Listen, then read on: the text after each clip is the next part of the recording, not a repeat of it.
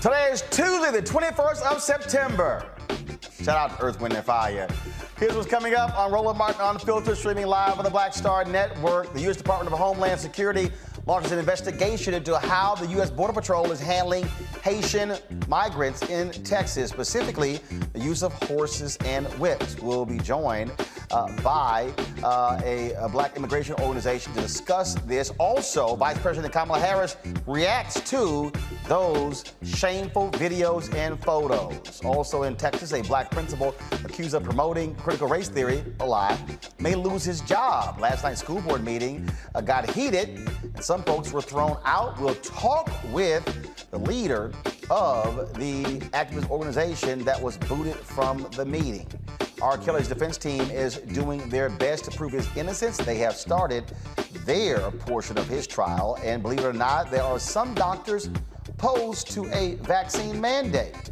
In our crazy white people segment, a mother interrupts the school board meeting about COVID to talk about sex.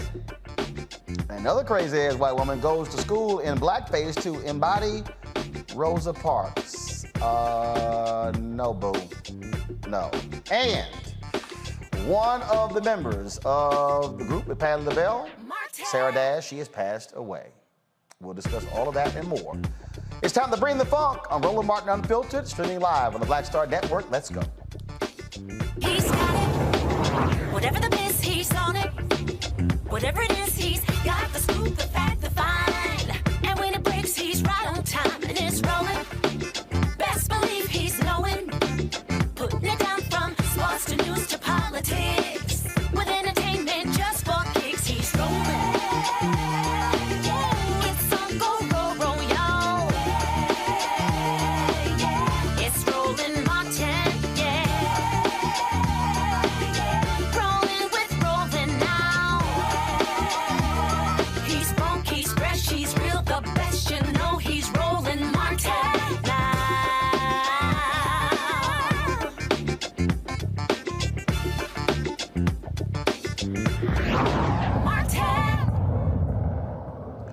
The Biden administration is launching an investigation after footage showing Haitian migrants being mistreated in Del Rio, Texas.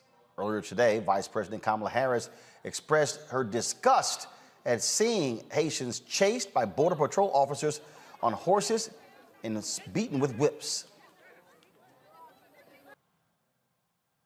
Do you have any reaction to the Border Patrol agents using horse reins to rein in Haitian migrants down at the southern border? What I saw depicted about those individuals on horseback treating human beings the way they were is horrible. And I fully support what is happening right now, which is a thorough investigation into exactly what is going on there. But human beings should never be treated that way. And I'm deeply troubled about it, and I'll also be talking with Secretary Mayorkas today about it. And just as your role as, stemming migration from Central America, are you also going to be looking into, looking at migration issues in Haiti as well? Well, listen, the whole point is that we have to understand Haiti. I mean, talk about a country that has just experienced so much tragedy that has been about natural disasters, the head of state assassinated, and we really have to do a lot more to recognize that as a member of the Western Hemisphere, we've got to support some very basic needs that the people of Haiti have to get back up and to do what folks naturally want to do, be it them from Haiti or in the countries in Central America. People want to stay home. They don't want to leave home. But they leave when they cannot satisfy their basic needs. So, yes, this is a concern. Thank you all so very much. Thank you. Want to shout out Tim Perry, who posted that video on his Twitter feed, Tim Perry with CBS. Now, Texas Governor Greg Abbott says the Biden administration is cracking down on illegal immigrants and promises that any individuals caught will be arrested. No shock here. In jailing anybody who comes across the border illegally and trespasses on private property or on public land. And so it's not the Biden administration catch and release policy. It's the arrest and jail policy, sending a message to these folks and anybody thinking about coming. More than 6,000 Haitians and other migrants have been removed from an encampment in Del Rio, Texas. This has been going on for quite some time. You've had Republicans and others who have been criticizing the Biden administration for what has been taking place on the Texas border since his presidency began. In addition to this, the NAACP Legal Defense Fund, they are actually calling for a halt to the deportation of Haitians and also to provide support and resources needed to create humane conditions in Haitian migrant camps in Texas. In fact, I'm going to read their full statement. Just give me 1 second. I'm going to pull it up for you.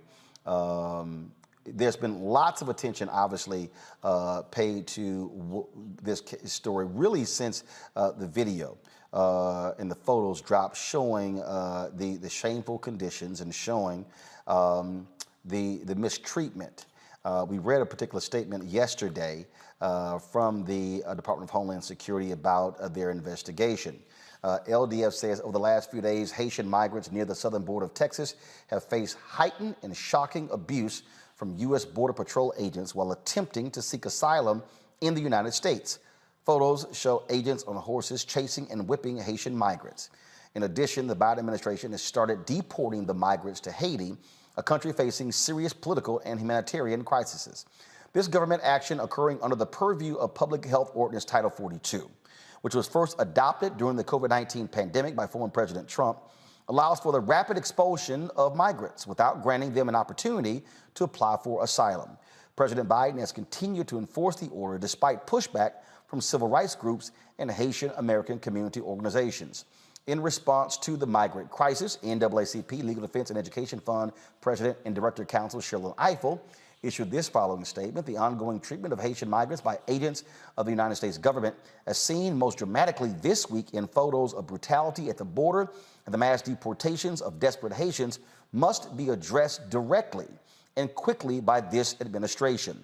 Haitian migrants who arrive in our country seeking safety and security are fleeing a country ravaged by a devastating earthquake and violence following the assassination of the country's leader this summer. They deserve to be treated with humanity and compassion. LDF is calling on the Biden administration to halt deportations of Haitians and to provide the support and resources needed to create humane conditions in Haitian migrant camps in Texas. In addition, any agent of the U.S. government engaged in the brutality we saw yesterday, perpetrated by officials on horseback menacing and corralling black migrants, must be immediately suspended and their conduct investigated. This includes investigating the orders and policies that resulted in such conduct. When the Trump administration removed temporary protected status for Haitian immigrants, LDF challenged the now rescinded decision in court, arguing that the Department of Homeland Security intended to discriminate against Haitian immigrants living in the United States because of their race and national origin. Now, the Biden administration is using Title 42 as a mechanism to facilitate the rapid deportation of migrants at the U.S. border to Haiti.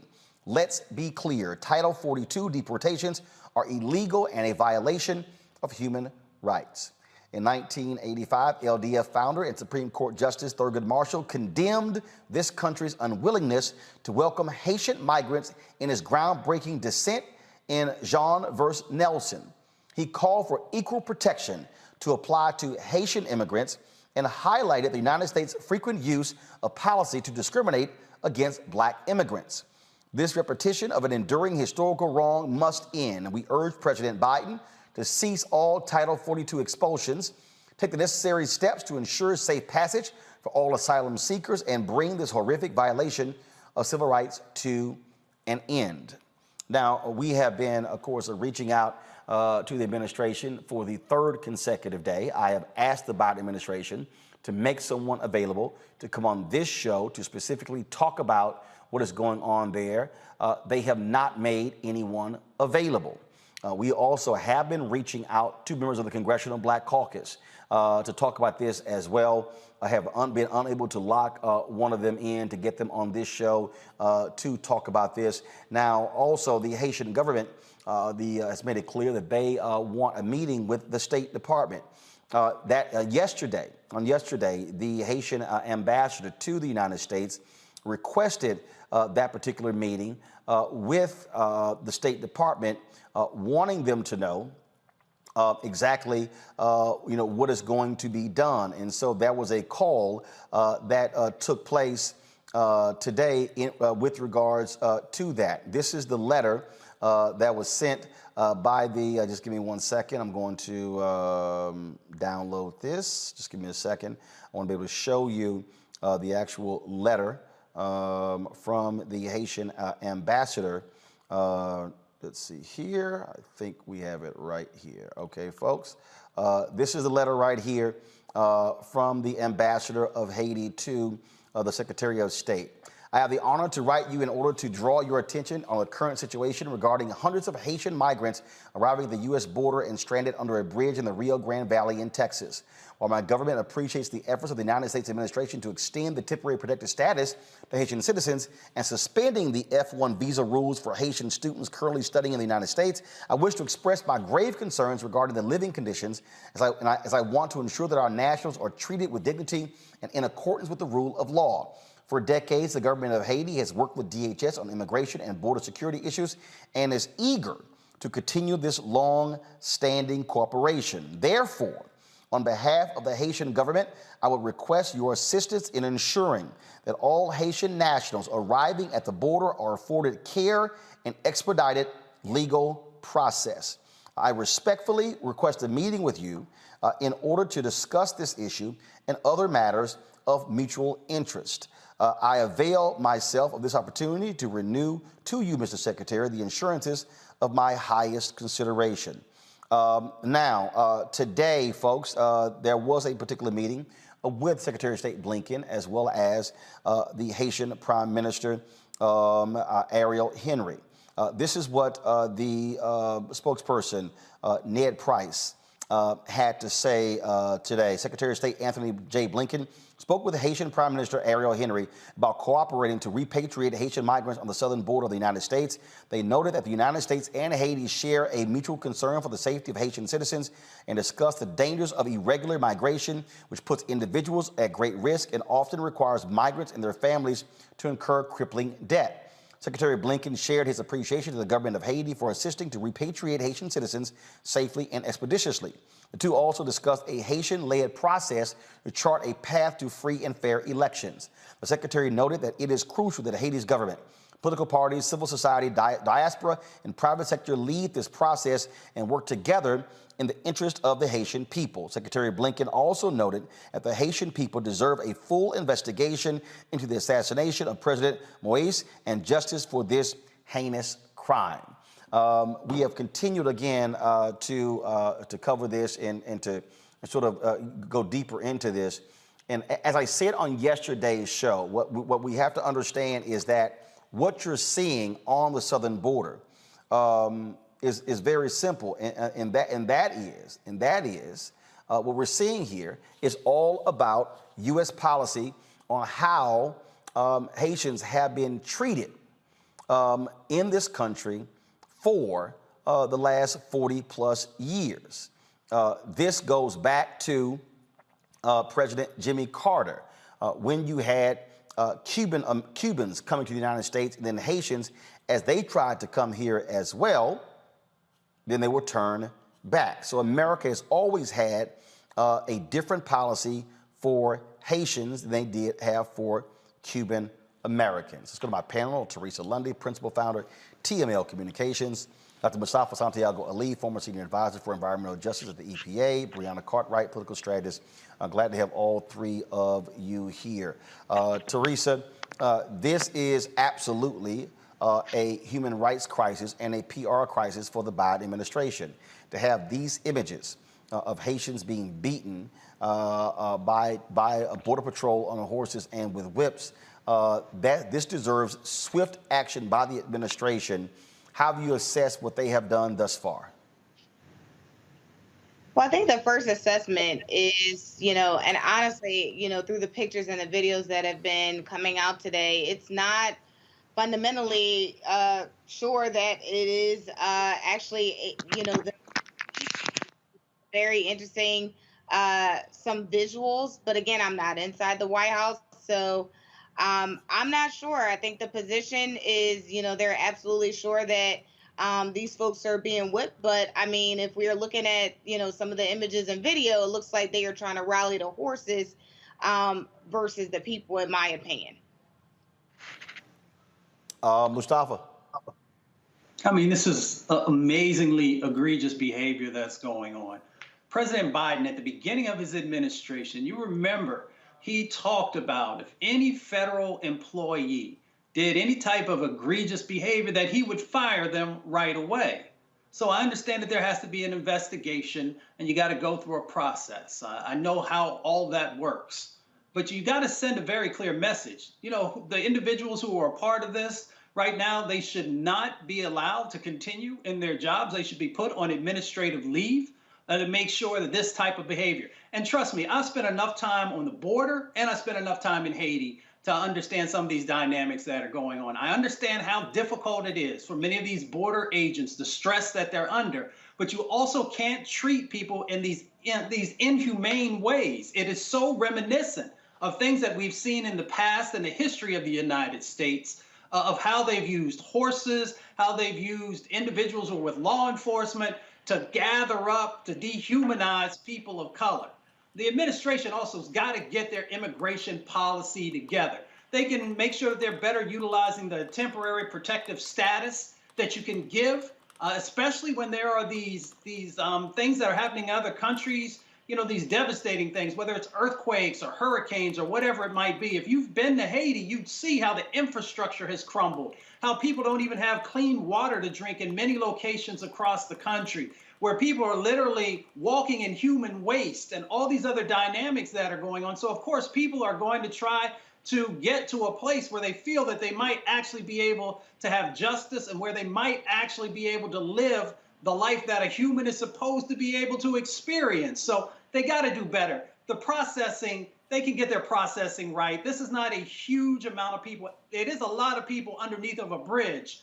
But our immigration system is supposed to be able to handle these influxes of individuals in a judicial way. And I have not yet seen a judicial process playing out in relationship to our Haitian brothers and sisters. The thing here that really jumps out at me on this, to be frank, Brianna, is that, again, we have to address the separate policy. We have to address, and someone has to actually answer. And the reason I keep asking the Biden administration to send somebody has to give me an answer. How does the United States willingly accept Afghan refugees, but say we're going to send Haitian migrants back? Why does the United States willingly accept Cubans migrants and send Haitians back? I need an answer. And what I've heard, and again, this has been American policy from Jimmy Carter, Democrat, to Ronald Reagan, Republican, to George H.W. Bush, Republican, to Bill Clinton, Democrat, to George W. Bush, Republican, to Barack Obama, Democrat, to Donald Trump, Republican, to now Joe Biden, Democrat. So this is not a Democrat or Republican thing. This is the question that has to be answered. Yeah, so I totally agree. And I think that as neighbors of Haiti being the neighbor of the most democratic country on earth, supposedly, Haiti deserves to be treated better by America. And you're absolutely right. It's not about Republican versus Democrat.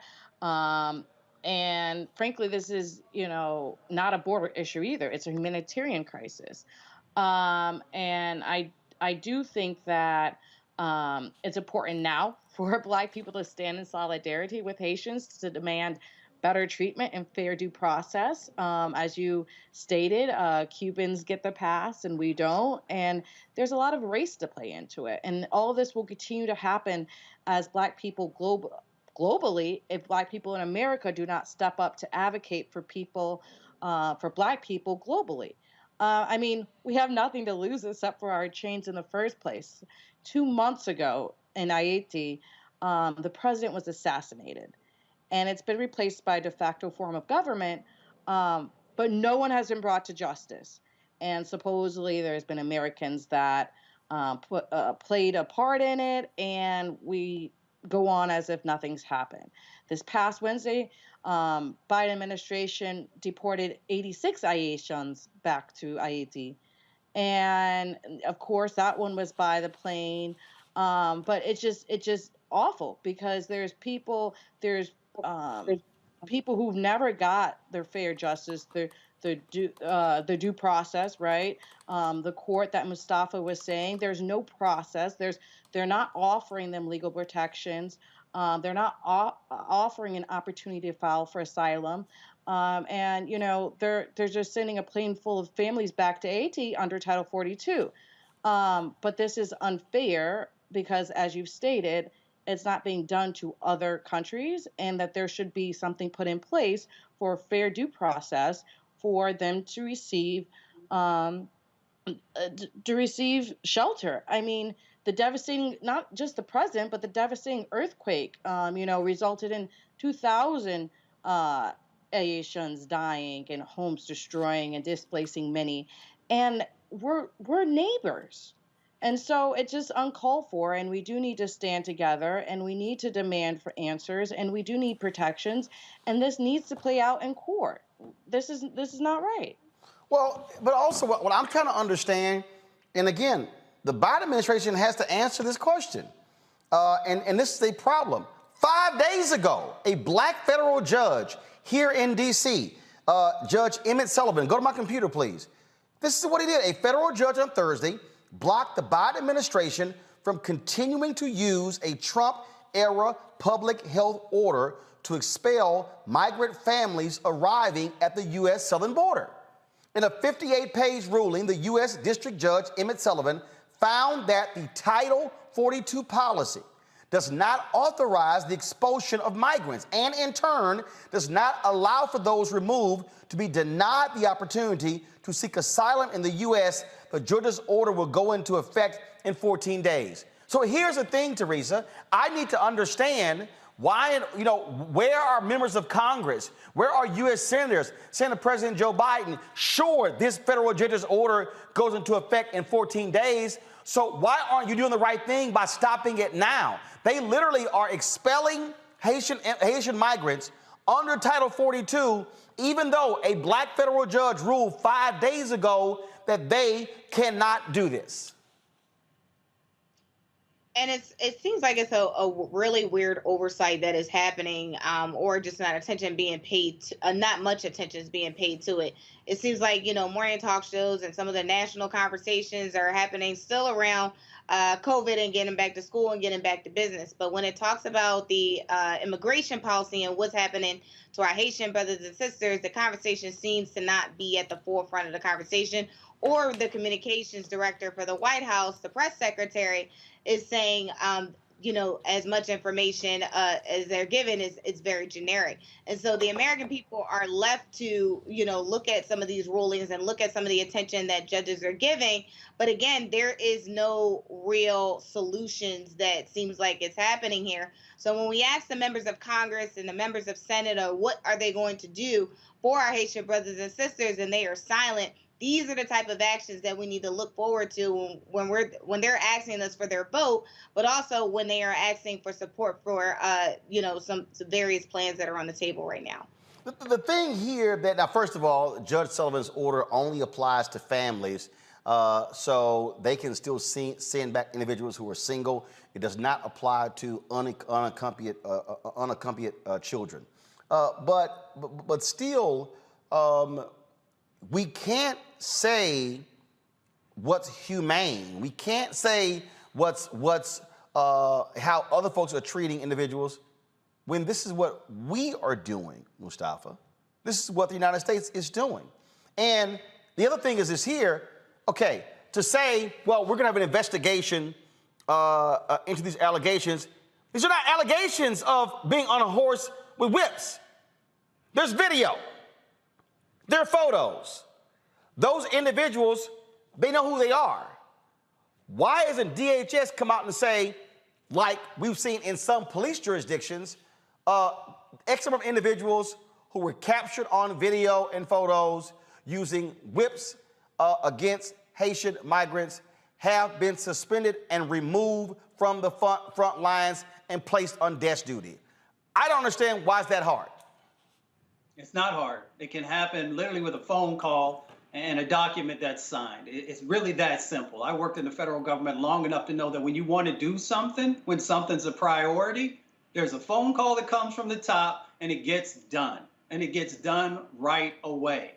This is hypocrisy. So let me just say this real quickly. I support the Biden administration on a number of positive things that they have done. But if the Trump administration had done something like this, there would be all kinds of outcry by groups saying, that you got to right away fix this, that you've got to make the changes happen.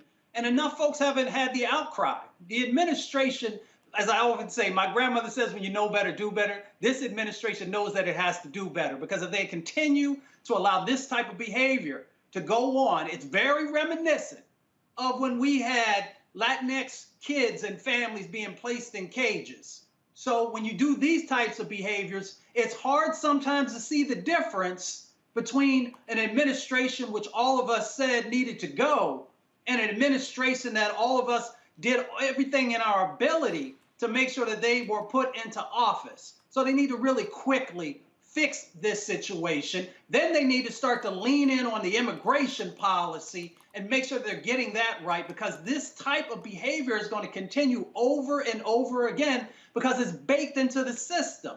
We know that Haitian immigrants, African immigrants, and a number of others who come from the diaspora have never gotten justice. I would ask everyone to go and look at the immigration numbers over the last 40 or 50 years and see where the majority of people come from who make it into our country. And it's usually the people that folks see value in. You get certain visas if you can work in the technology area. But when it comes to folks who are trying to get some footing underneath of themselves, the numbers get real sparse real quick. And if you look at the hue of the people, the skin color of those individuals, they usually are black folks.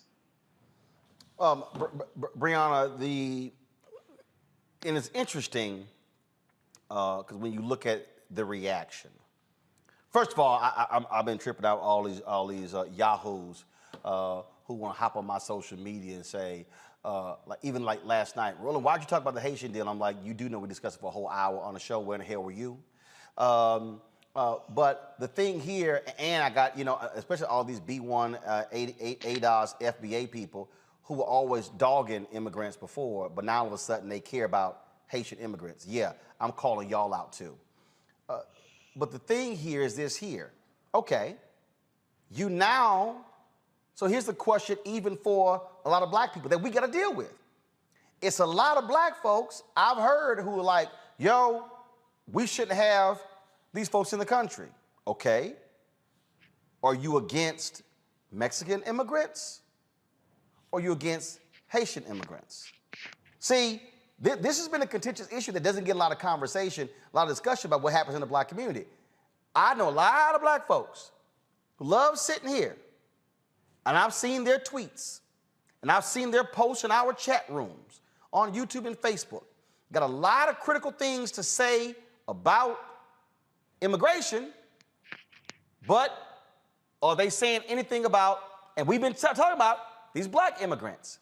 See, when the people who were yelling about no immigrants, I kept saying there are black immigrants from Bermuda, from Haiti, from Jamaica, from Africa, and but all of a sudden I got some of these same black folks, and I see it in their Twitter bios. Yeah, B1, FBA, ADOS.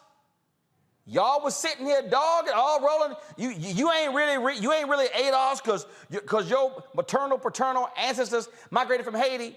Oh, but now y'all care. See, now y'all see what we were talking about. That immigration is not just a Mexican Latino thing. It impacts black people too. Yes, and I think a lot of people, I would say, especially a lot of Black Americans, sometimes do not see themselves in the larger diaspora. At the end of the day, we are Black. Some say African Americans. We all derive from Africa, and we just got dropped off in different parts of the boat. And so I think that the focus of us uniting is important, but also the fact that when our brown brothers and sisters were having the same issues, being outraged there, right? Because it's really the philosophy of ignoring it when it's not your problem, but then when it comes to you, you realize, okay, there wasn't anyone to stand up for them, and now there's not anyone to stand up for you, right? So whenever there's an injustice, just making sure that you're in the forefront of it not ricocheting out. I think that it's important for us to be critical on our administration, despite where you lie in the party, from a DNC member to a grassroots organizer. And I think that it's very crucial that we use the courts, abide by law, and make sure that everyone is safe and we are holding up the ideals of what it is to be American, right? We say that we're a democratic country and so forth, but then we have these issues. And if we really care about people and doing what's best, our administration needs to reflect that. What this is exposing is exactly what we kept saying repeatedly. And folks, I have been covering this issue for more than a decade. When we had TV One's Washington Watch, when we had News One Now, I kept saying, y'all, immigration ain't just a Latino thing. And now all of a sudden, folks see it. Now all of a sudden, so here's the question that people need to answer. White folks do and black folks do. Teresa, Mustafa, and Brianna. Okay. Are you outraged at the treatment of Haitian migrants because horses and whips were used? Or are you outraged that we are not allowing a process to allow them to seek asylum? That's the real deal some of the people got to answer. Because, see, I think some of these folks are outraged by saying, see, Biden no different from Trump. But some of these folks, see, again, the question is, are you for real? And I think some folks are playing games here because they were shitting on immigrants, and now all of a sudden they black immigrants, now they care. But we kept telling you they existed. Now you're seeing them. Let me say this. The Biden administration is definitely different than the Trump administration, and that's why we got to hold them accountable. And we got to make sure that let them know that we have outrage and that we expect something different. And then they have to live up to that. But if we don't push and we don't put pressure, then change is not going to happen as quick as it needs to. And we've got to also really stay engaged in this immigration set of conversations. You know, people often think when they see migrant farm workers that it's just brothers and sisters coming from Mexico and Central America. There are a number of brothers and sisters that are coming from Jamaica and coming throughout the Caribbean who are also out there in the fields working. So we need to understand the totality of what's going on. And this is not just an issue on the southern border. We often talk about the southern border. It is also about the northern border and individuals who can blend in Canada and then make their way down into the United States. So let's make sure that we have an immigration policy that is understanding both borders and that justice actually becomes a part that is fully represented in the process. And then we won't have these types of situations going on. See, you know, it's so interesting. I see some of the people that comment, Roland, that's unfair. We can care about both. No, some folks don't care about both. And what I'm trying to challenge folks on, again, and the point that I'm raising is that there are black folks who are ardent opponents of immigration. Mm-hmm. So again, what are you angry about? Are you angry about the treatment of the Haitian migrants, or are you angry about the fact that there is a different standard that is used for people from different parts of the country? Again, somebody has got to answer. If these governors are talking about they are going to welcome Afghan refugees with open arms, I need somebody to explain to me, what's the difference? What is the difference? I will say that you should be outraged by both. But even if, right, playing the devil's advocate, even if you are against immigration for whatever reason, I still think this is an opportunity to be upset or outraged because of the usage that is different than how we've handled even other migrants. See, here's my whole point, Brianna. I'm not saying folks should not be outraged, but what I am doing is also exposing the fault line of individuals who now all of a sudden care, but the question is, what do you care about? And I'm telling you, and I see a whole bunch of these folks. I get there, and when they tweet me, or I look at their Twitter bio, I see ADOS, I see FBA, I see B1, and I think back to all the attacks that I've been under for the last 2 years. Folks like, yeah, you ain't no real American because your grandfather's ancestors came from Haiti. Oh, so now y'all want to question who's a real American. And I've seen a lot. Look, I can go back to my radio show, WVON in Chicago. Folks were calling in, hell no, we don't need these damn immigrants in the country. And again, I'm asking the question, you don't want to see immigrants in the country, or you don't want to see Latino immigrants in the country? And I have been warning black people that the difference is we are mostly seeing Latino immigrants on television and newspaper. But now all of a sudden you're seeing black immigrants. So people have got to now answer that question. And that's why I'm challenging that point as well. I'm not dismissing, I'm not letting the Biden people off the hook. They got to be held accountable. I want answers, but also I'm challenging folks to say, do you really all of a sudden care about the Haitians, or are you using this for your own purpose? Brianna, go ahead. I think the real issue that we're not talking about as a Black American, the reason one would be upset at the Latino American, et cetera, or any other immigrant, is the disparities we see economically. So the thinking of we're at the bottom and, okay, we have the car washes on lock and that's all we can have. And now blah, blah, blah comes and takes our jobs. It's the whole rhetoric of blah, blah, blah comes and takes our jobs, which isn't true. I mean, slave days, we picked cotton, we wanted to be free. Like, they're doing jobs that a lot of Americans wouldn't want to do. But I think it's really the issue of us still being at an economic crisis and America being set up institutionally, right? Racist institutionally, where we have these different hierarchies. And so we want to say, oh, we're on this wrong, right? And, we've created this rhetoric where it's very divisive, right? When they say, oh, your grandfather's from Haiti, so you're not Black American, right? Well, you're American. You were born in America. You became a citizen, or et cetera, et cetera. You're American when the government says you're American, and there's processes to it. And they shouldn't prevent people from going through those processes.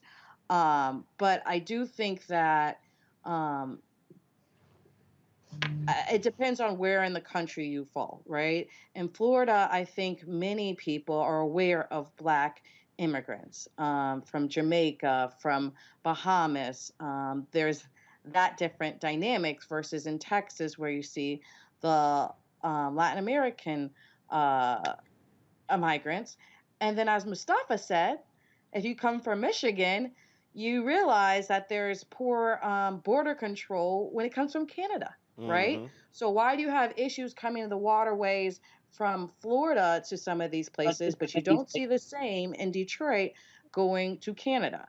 So it is a lot about race, and that's the time where we need to realize we shouldn't piecemeal when it's important or not, right? We need to advocate for Blacks globally and being treated fairly, and all the process applying to everyone the same.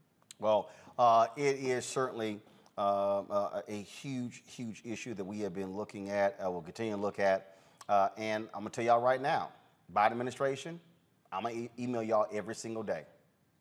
I'm gonna email you 2 or 3 times a day. Black Caucus members, every single day. Every single day. I want to see, where are all of these white United States senators? Where are you? Where are the calls for congressional investigations? See, this is very simple. If it happens under Trump and continues under Biden, both are wrong. See, I'm not going to play this bullshit game that Sean Hannity and Laura Ingraham and Tucker Carlson and you see the right wing play, where, oh, everything Biden does bad, but everything Trump did is wonderful. This is wrong. Heads should roll. People should be fired. Now, it does not take that long for this to happen. And so, we're going to keep talking about it. In the next hour, we're going to talk with an activist of a Black immigration group about this very issue, about what their plans are. We're going to go to a break. We come back, we're going to discuss the issue of a Black principal in Texas. School districts now trying to essentially fire the brother on some made-up BS. Folks, be sure to support what we do here at Roland Martin Unfiltered. Download our Black Star Network app. All you got to do is go to Apple phone, Android TV, Roku, you name it, Amazon Fire TV, Xbox, Samsung's Smart TV. Download the app on all of those platforms. You can also support what we do by joining our Bring the Funk fan club, where every dollar you give goes to support the show. Of course, Cash App, $RM Unfiltered, PayPal.me/R Martin Unfiltered, Venmo.com is /RM Unfiltered, Zelle is Roland@RolandSMartin.com, Roland@RolandMartinUnfiltered.com. When we come back, we'll talk about the case of the principal in Texas. Next on Roland Martin Unfiltered on the Black Star Network.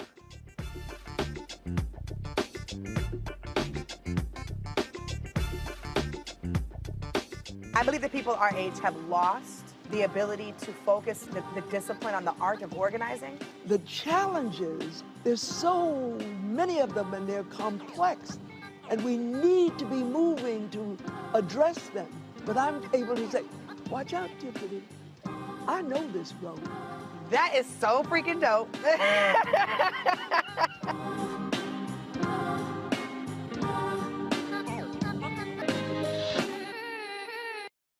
Time to be smart. Roland Martin's doing this every day. Oh, no punches! Thank you, Roland Martin, for always giving voice to the issues. Look for Roland Martin in the whirlwind, to quote Marcus Garvey again. The video looks phenomenal, so I'm really excited to see it on my big screen. Support this man, Black Media. He makes sure that our stories are told. See, this difference between Black Star Network and Black-owned media and something like CNN. I got to defer to the brilliance of Dr. Carr and to the brilliance of the Black Star Network. I am rolling with Roland all the way. Honored to be on a show that you own. A black man owns the show. Folks, Black Star Network is here. I'm real revolutionary right now. Roland was amazing on there. Stay black. I love y'all. I can't commend you enough about this platform that you've created for us to be able to share who we are, what we're doing in the world, and the impact that we're having. Let's be smart. Bring your eyeballs home. You can't be Black-owned media and be scared. You dig?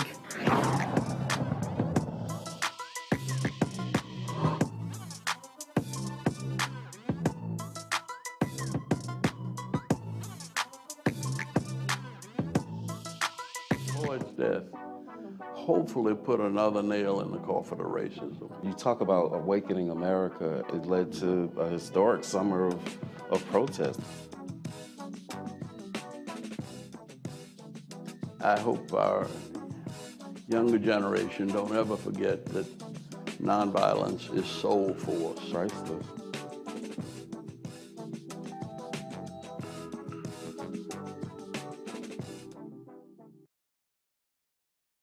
Hey, I'm Donnie Simpson. What's up? I'm Lance Gross, and you're watching Roland Martin Unfiltered.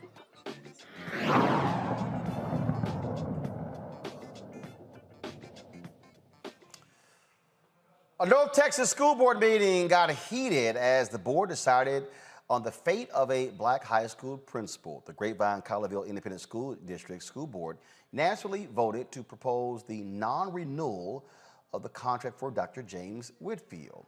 He, of course, the high school principal, has been on paid administrative leave since late August. Of course, people claim that he was teaching critical race theory when he says he wasn't. We had him here on the show discussing that. Whitfield was at last night's meeting. Watch this. Hello, I'm Dr. James Whitfield, Dr. Ryan, folks, Board of Trustees. I first want to express my gratitude for all the love, support, and encouragement from the community, especially our students who have regretfully been criticized for their speaking up in this matter. I stand before you today no different than I was when I came in 1819.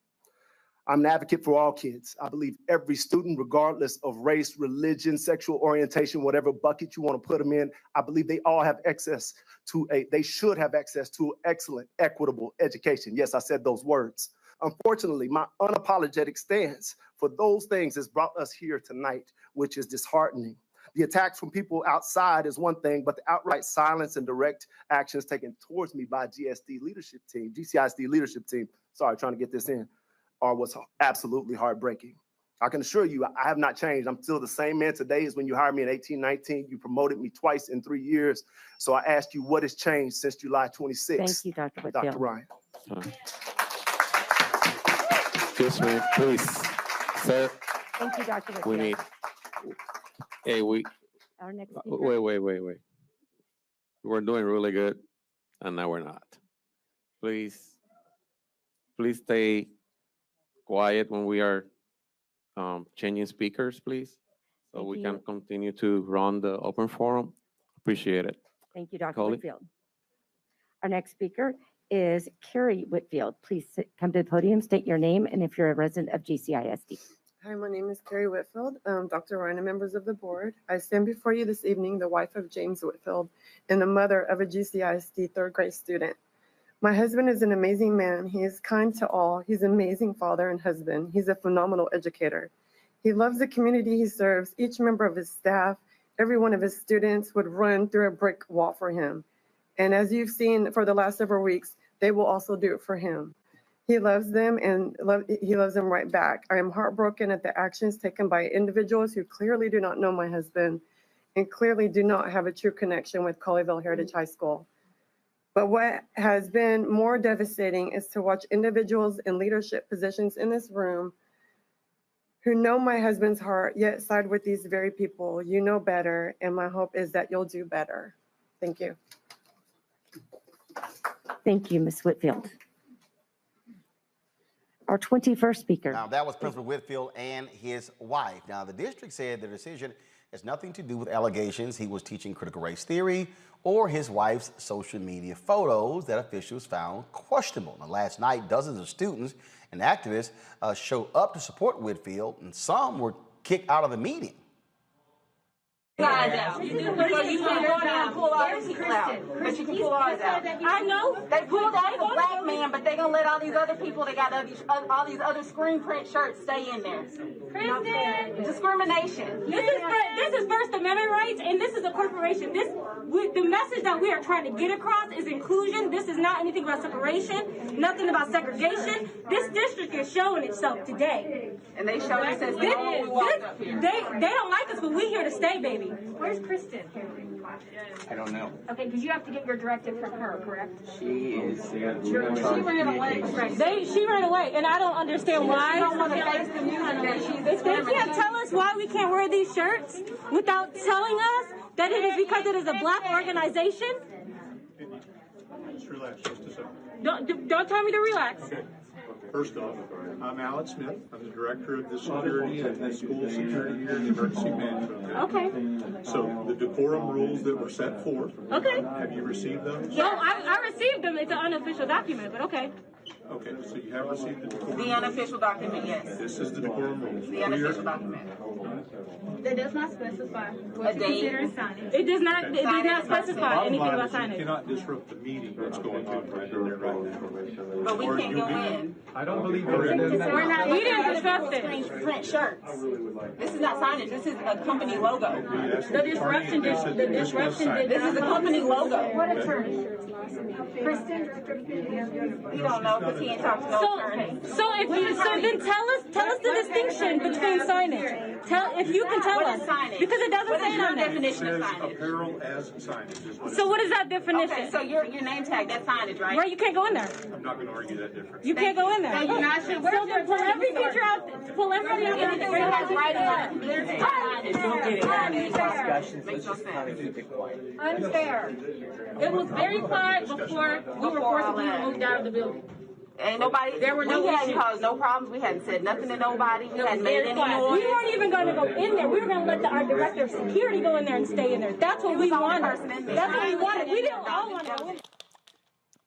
Okay, now I'm confused. Joining me now from Dallas, Texas, is Dominique Alexander, president of Next Generation Action Network. Dominique, so they determined that there cannot be signage, so they concluded that a T-shirt with the organization's name was signage. So by that, if NAACP members showed up, they would say, oh, you have signage, so therefore you can't go to the meeting. Their policy was so contradictory, and one of the things that we had our organization's attorneys there, and what ended up happening is because that man said that on that video, they end up having to go in there and go get people who had even the school district shirts on and tell them they had to leave, right? And I said, okay, clearly your policy was not intended to disparage against someone wearing an organization, or was it for somebody that is wearing a T-shirt that says something, right?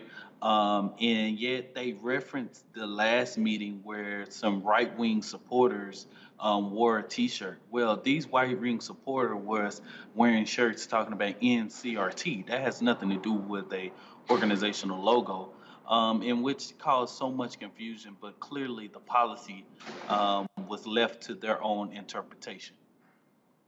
All right, so here's where we're still confusing. Why in the hell they're not going to renew his contract? So if it has nothing to do, I love this. Well, because he talked about, he did interviews after the fact. Yeah, after asked her to do was put administrative leave. They still won't answer why he was put on administrative leave. And when we submitted the letter asking them about the reason why he was terminated, they put the same reply. But I'm gonna tell you, Roland, last night hearing the lady say the reason to the board was so hard to keep your composure, right? Because it was so much loaded mess to where they lied on so many different things. When he had the meeting with the superintendent on August 11th, he literally left the school and went there. His secretary called him and said that the superintendent had canceled the meeting, and he ended up having to meet with his executive director, and his executive director had put him on paid administrative leave, right? Last night meeting, they said that he had the meeting with the superintendent. And yet one of the board members say, okay, did he have the meeting or not? Because I'm hearing that he didn't have the meeting. So, you know, clearly they literally cave to these racist supremacists. And Roland, I have to remind you that this is right down the street from Curl ISD, South Lake Curl, that is literally on national news right now. This is the same pretty much neighborhood that's next door from each other. So this is a real growing issue. Well, first of all, I know the area very well. It is there. So, you ain't got to remind me. I know. And exactly also what kind of school district this is, the income of that school district, and the racial makeup of that particular school district. And what we are seeing is we're seeing these right-wing MAGA fanatics all across America who are attacking school boards, school districts, administration, and staff because they are falling for the okie doke on this made-up BS dealing with critical race theory. That's what we're dealing with. Correct. And one of the things I want to note, Roland, and shout out to you continuing to give this platform. A couple of years ago, you had me on the show talking about when a guy asked for my removal from a chief of police interview panel. And I said something at the end of the interview that ended up becoming on the New York Times. And it said that I would never ask for permission for the oppressor to liberate my people. And what prompted them to say something to NGA members about the shirt is that I put that quote on the back of the shirt or whatever and stuff like that. And that quote was originally said on Roland Martin Unfiltered. And that's what triggered them to say, and basically like, oh, they gotta go. They gotta move that shirt and different things of that nature. But just like you said, critical race theory is some made up term that, quite frankly, Roland, you asked me 7 months ago, I wouldn't even know what you was talking about. Well, it shows you what's going on here. Unfortunately, this brother is left in a lurch. We had him here on the show. It was a trip when he was on here saying that he had some of these white people saying he hates white people, and he said, my wife is white and my mama is white. The dude is biracial. Well, at the end of the day, let's speak truth to power, right? Historically, a white man has never wanted to see a black man kissing another white woman like that. You know what I mean? And clearly, they posted this picture of him kissing his white wife continuously on social media as if it was a problem, right? And yet at the end of the day, we are dealing with racist bigots that this school district has failed to stand up on. And I want people to understand with this critical race theory situation, out of all 7 cases that we've had to respond, because we've had to go all across the state of Texas to respond and defend black professionals because of this. Majority of them, all of them that we have responded to are either principal level or central staff. The last case was Mansfield, a director of diversity of inclusion. They are literally going from school district, funded by a private foundation to create this mess, to create this discord in our school districts. And we need people to be vigilant. We need people to be involved in their local school board to protect your children, to protect their future. Because right now, our American school systems are really under attack. And shout out to Dr. Whitfield's students Because if that man didn't say anything last night at that school board meeting, the words of his children showed the impact that he has on those kids. And no one else had to say anything but those children because they spoke powerfully. Well, actually, it's a lot of folks were there standing up for him, and so it certainly was great to see as well. Dominique Alexander, we appreciate it. We'll see what happens next with the story. Thank you, man. Thanks a lot. Let's go back to my panel here. This is the thing that, again, we're going to see more of this. What we are seeing these right-wing, white conservative fanatics who have been following Donald Trump, who follow the Heritage Foundation, who follow the Fox News, who follow these right-wing folks. Mustafa, what we were seeing how nuts, how crazy they are, and what happens when they begin to attack people, and that's exactly what all this critical race theory BS is all about. I mean, yes, but we got to also understand that they create these chaotic situations with intentionality. Yep. You know, that this is a systemic set of actions because, you know, they understand that when they create chaos, then they can continue to chip away at democracy. They can continue to chip away at humanity inside of our country.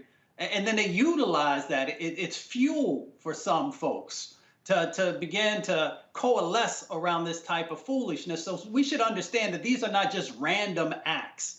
There is a system that's in place that is driving this. And there is an agenda that is a part of that. And it is about retaking power or perceived power and also being able to utilize this sets of energy to begin to take over county commissions and state houses and then, of course, Congress. And hopefully many of them are thinking that they will also then be able to regain the presidency by doing these types of things. So we should be very clear of what's going on. The other part that's really interesting is also that this board unanimously took this job away from Dr. Whitfield.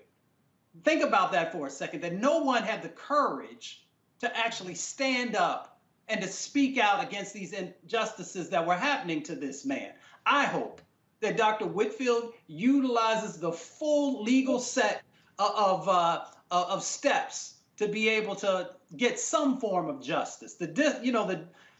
Where they messed up is that they're hurting the kids, but they don't care about children. We see that play out time and time again in a number of actions. So I hope he utilizes, the fullness of the legal system. Brianna, people better get ready. I'm telling you, the real deal here, they want to attack black people in power.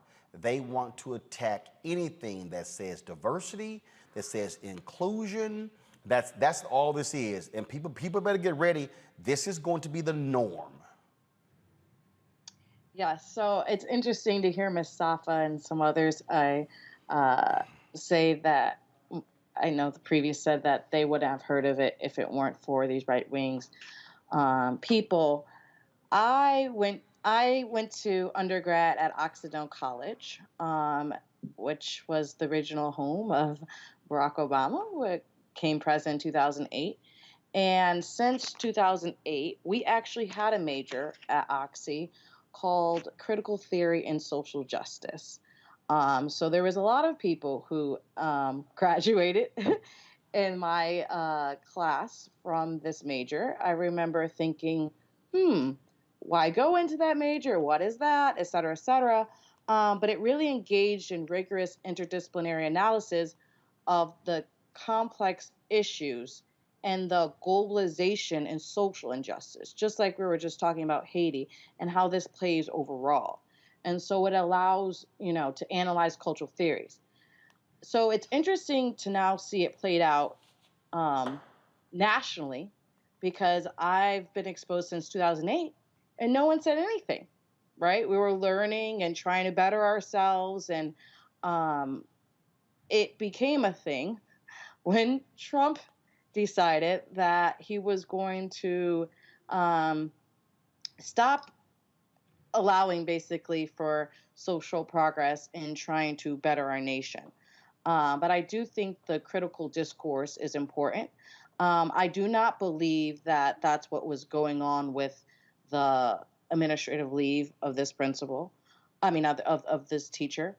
But, you know, if we're going to bring this into the conversations, even if he were to be teaching this, I think it's a right time in our nation for us to have these dialogues. First of all, he's a principal. He's not even teaching. He's not even teaching. Right. I mean, they are. But see, here's the whole deal. Here's the deal. I don't even want to go down. Here's why I don't want to go down the path of we should be teaching these things, because that's what they want. See, Mustafa just said something that we have to be very mindful of when it comes to the right. When he says they're intentional. When Dominique talked about how it's being traced. See, what they want, they love if we or mainstream media or other people are talking about critical race theory, because that now reinforces their narrative that that's what the whole mission always was. No, what we got to say is, nope, y'all a bunch of cranks and y'all full of it. Nope, and you're liars. Because this is what, when the dude, Christopher Rufo, when he went on Joy Ann Reid's show, okay, people were like, man, Joy, kill that dude.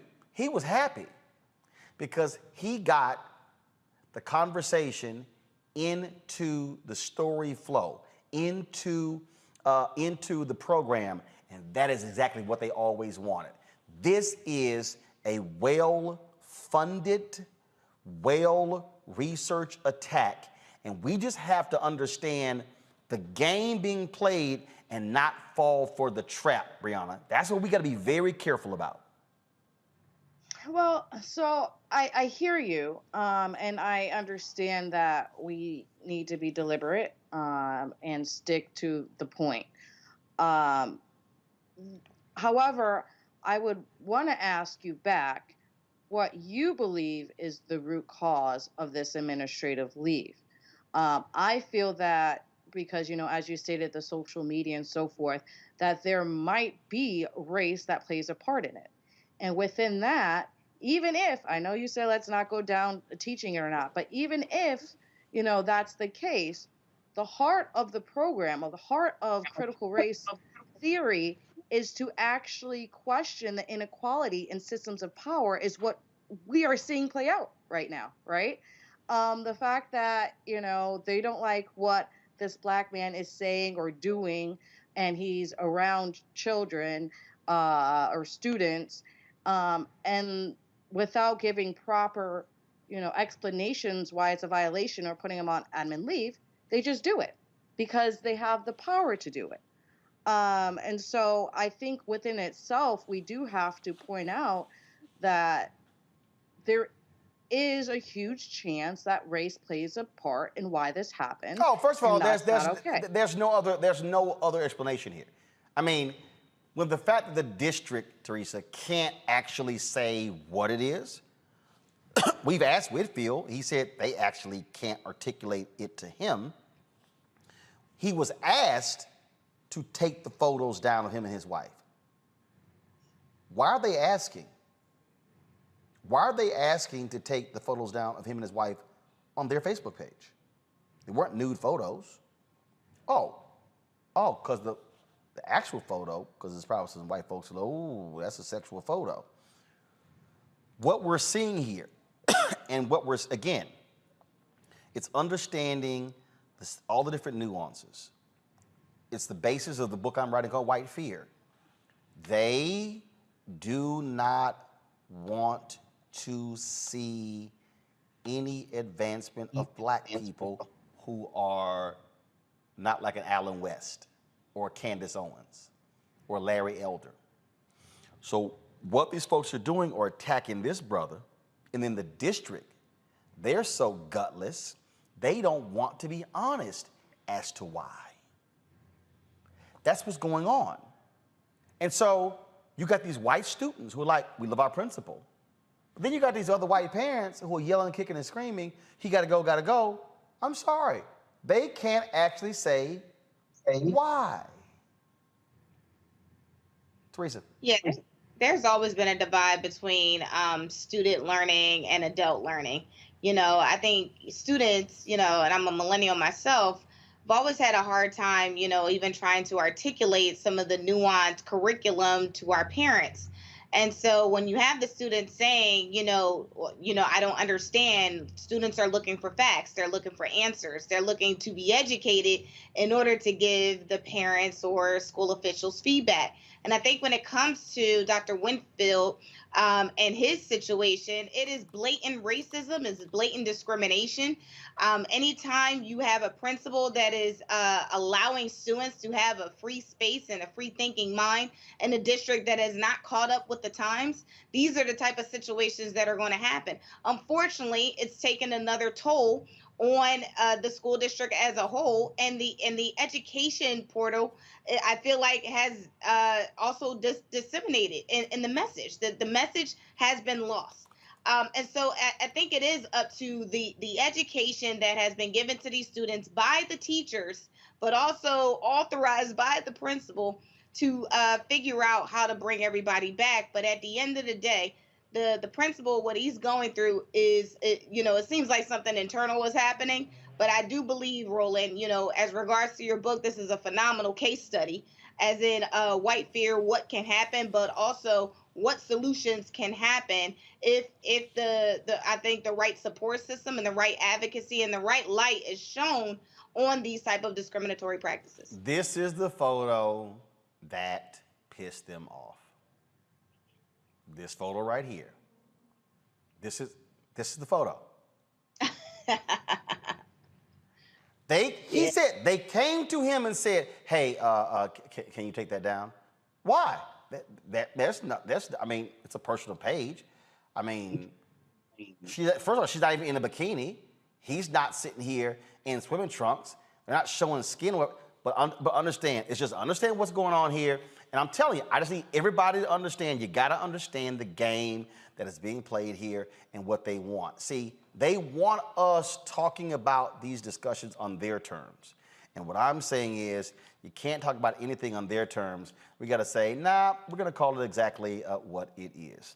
All right, folks, go to our next story here. It's R. Kelly's defense turn to call witnesses to prove the singer's innocence on day 21 of the trial. Today's Kelly's accountant, John Holder, testified he never saw him torment his alleged accusers. Holder described seeing Kelly carrying around a backpack full of cash to take the women and girls on shopping sprees. On cross-examination, prosecutors tried to discredit Holder by saying, as R. Kelly's accountant, he was not a significant player in Kelly's inner circle to know the intimate details of what was happening with Kelly's accusers. They will continue their defense on tomorrow. House Democrats are introducing a bill to empower the Health and Human Services Department to put eviction moratoriums in place. The bill is called the Keeping Renters Safe Act of 2021. Congresswoman Cori Bush and Senator Elizabeth Warren sponsored the bill. Congresswoman Bush says the bill will eliminate a lot of the red tape for those who need immediate help. The bill directs HHS to implement an eviction moratorium for the duration of this COVID-19 pandemic, plus 60 days. The bill would implement a moratorium that would be automatic. People wouldn't have to apply for this protection. It would cover all residential eviction filings and proceedings, with exceptions only to protect the health and safety of others. Folks, the proposed bill, HHS and the CDC would have permanent authority to impose eviction moratoriums in a public health crisis. Then again, of course, it could easily pass the House, but when you got Senators Kristen Sinema and Joe Manchin blocking anything over there, well, nothing gets done. Folks, COVID deaths have surpassed those from the 1918 flu pandemic, with more than 690,000 deaths. More Americans have died than during the deadliest pandemic in the 20th century. More than 675,000 Americans died during this 2-year Spanish flu pandemic. While there was no vaccine available for the 1918 flu, there is a COVID vaccine, and millions of eligible Americans are still unvaccinated.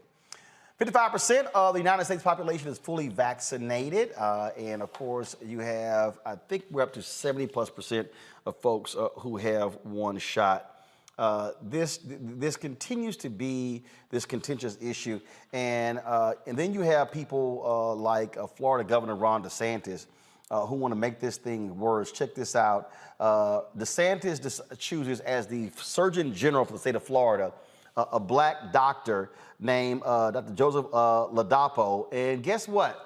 The Surgeon General of Florida, who he picked, opposes mask and vaccine mandates. Anyone? DeSantis is what we call him. Say it again. DeSantis is Death what we call Santis? him. Yeah, it's, because that's what he's putting on his people is death. The Satan was one, and we can use his name many ways, but we know that he's trying to run for president and trying to be remembered, and unfortunately, these antics, which he saw happen in Trump, is what he thinks will allow him to get to that stage, and it's sad. And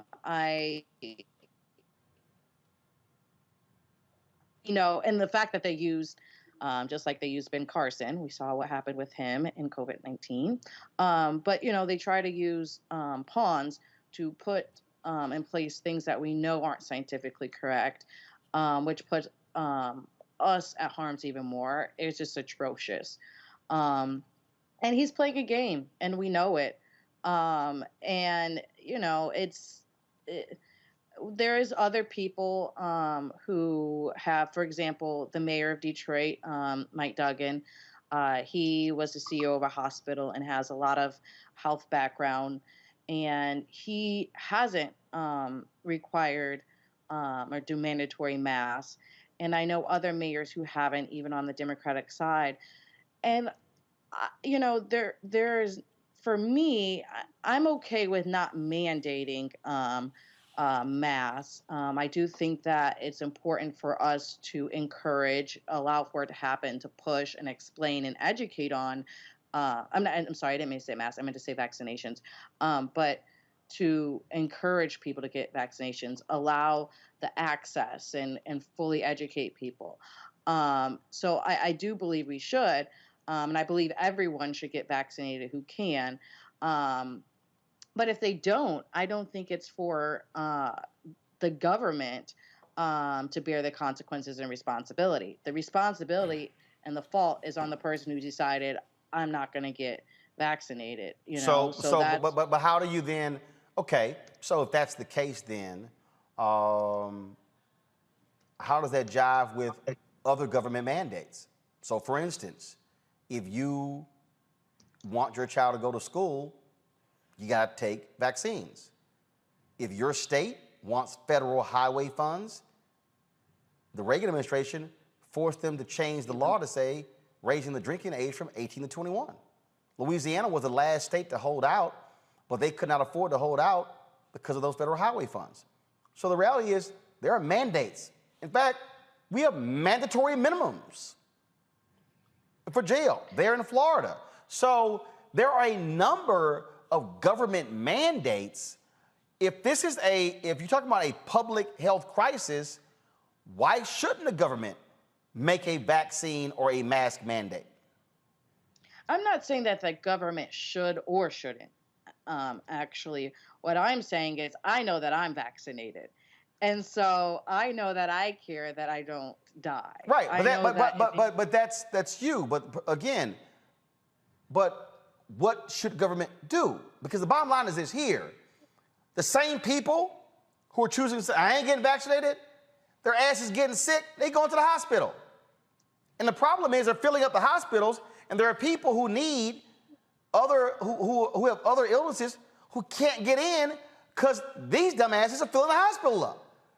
So you got to do something. And the fact that we have surpassed the number of deaths from the 1918 Spanish flu and there's no end in sight, okay, then what does government do?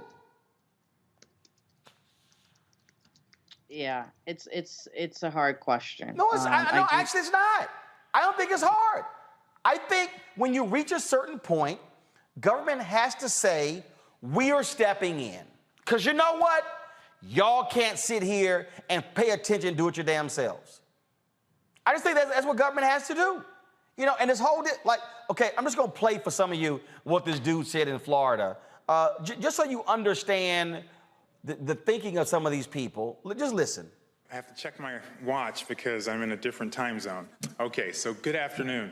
It's a pleasure to be here. I'm just really very happy to be here in Florida working with Governor DeSantis and the leadership here in Florida to really think thoughtfully and in a very positive way about our public health here in Florida, and frankly, hopefully set an example for other states around the country, and maybe even further than that. So I'm really just honored and overjoyed to be here. My family is looking forward to coming. You know, we've sold the kids. We've got 3 boys, so they know Disney World is here, and they're looking forward to that. And anytime they have complaints, we mention Disney World, and everything's okay again. So I'm very happy to be in this position. Very happy to be joining the faculty of University of Florida also. And I talked to the governor, and there are a few things that we're going to keep in mind as we approach public health here in the state of Florida.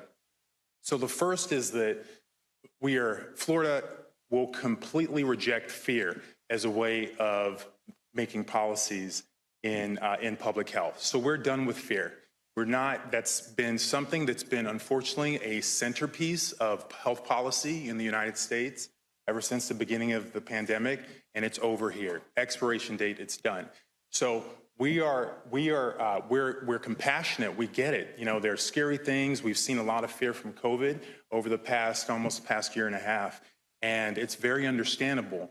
But the way to approach that is not from a place of fear, because it doesn't lead to good decisions. And we've seen a lot of that, where the risks and benefits of decisions haven't been considered wholly or thoughtfully. So that's over here. In terms of our approach, we are going to have a positive approach. We're going to acknowledge the fact that, there are some things that are scary, but that's not the only thing. That's not the place that we're going to make decisions from. So we're going to really think globally about the health policy decisions that we make in this state. The second thing that I plan to be sure is very clear in our policy making is that we're going to make it very explicit. We're going to be very explicit about the differences between the science and our opinions. So we all have opinions, we all have a perspective, and we are absolutely entitled to those perspectives. What's been happening over the past year is that people have been taking the science and they've been misrepresenting it.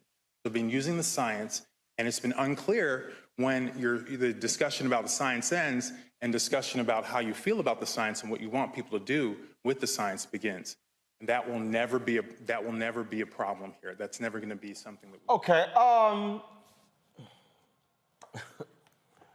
Teresa, we're going to reject the fear. That's what he said. Right below this story, go to my computer, please. This is the front page of the Miami Herald website. This is what's right below. Tuesday, Florida COVID update, 13,201 more cases added to state tally.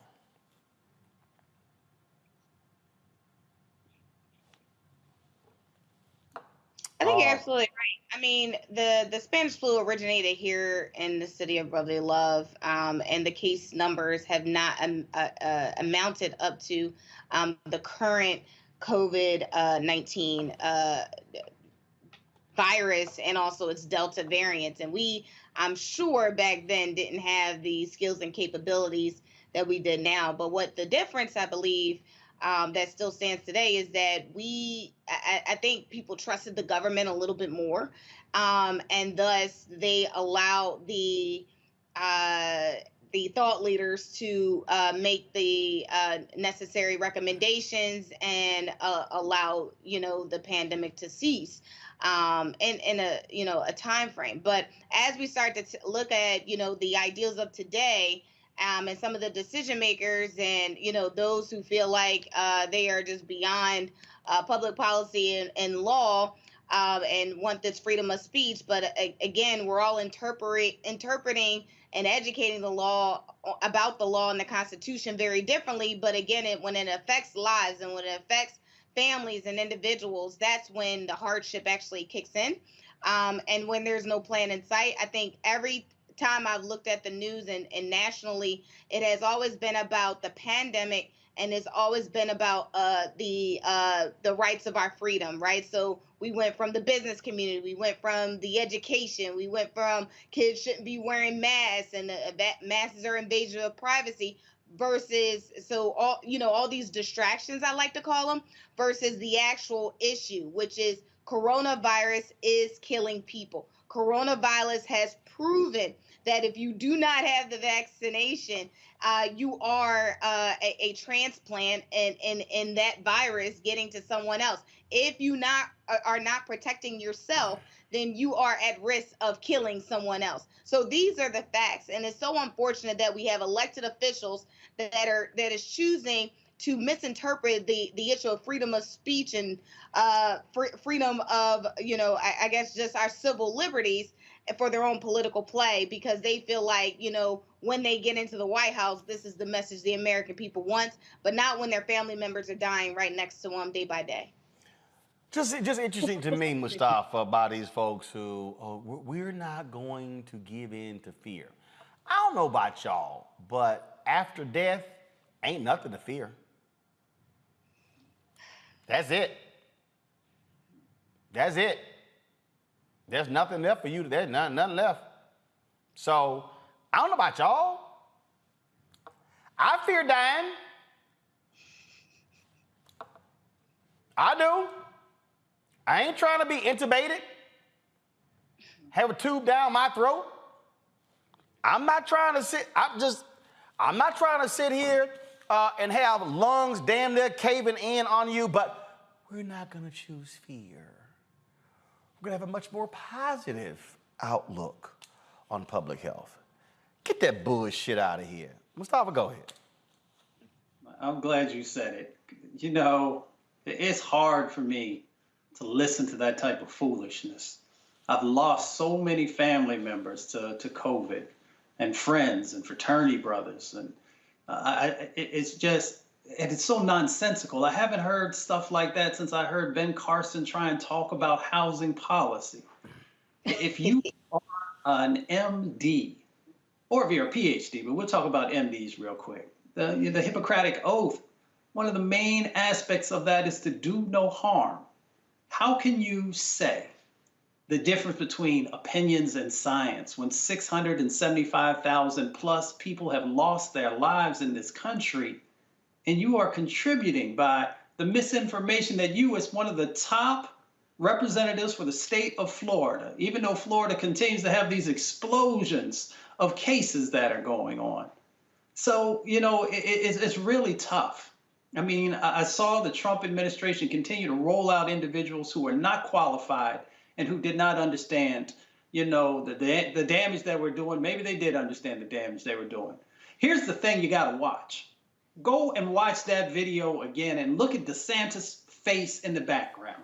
He even couldn't believe that this person was sharing the information in the way that he did, even though they gave him the talking points, and he couldn't even get those right. So, once again, I continue to encourage people across the country to actually sue these individuals for putting people's lives in danger, for putting your children's lives in danger, because they're going to continue to do it. Because what they're really doing is positioning themselves to be able to run for office at a higher level, and they're willing to do anything, to say anything, and to sacrifice anyone. I had, and one, this could be the final comment if I go to my next story. So I had somebody just on YouTube say, y'all don't get it. You can still transmit the coronavirus if you vaccinated. Fool. The vaccine, let me just say this for the people in the back. Again, the vaccine is not going to prevent you from getting COVID. The vaccine is to lessen